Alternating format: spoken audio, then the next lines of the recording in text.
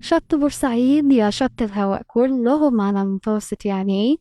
هي أصلا شط اسكندرية شط الهواء، وطبعا هواية كان اسكندرية ورأس البر.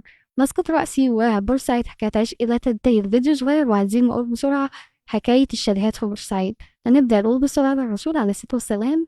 بدأت الحكاية بالشاليهات الخشب اللي كانت موجودة قبل 56، واتحرقت في 56 وبقى منها القليل تم إزالته وعملوا مكانها الشاليهات والكبارين المعمورة وأطلس. وبعد كده اجت مرحلة المورس ومرحبا.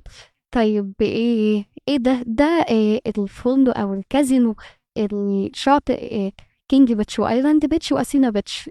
وبدأ الحاجة ترجع من جديد، وبدأ بورسعيد تعود إلى الخطى السياحية القديمة. بدأت تاني الكباين الخشب وبدأت المظلات بأشكالها المختلفة. الفيديو هيخلص يا جماعة، دي موجودة دلوقتي عندنا في هيلنان بور فؤاد. تابعونا فما زال لدينا المزيد. كده خلص الكلام.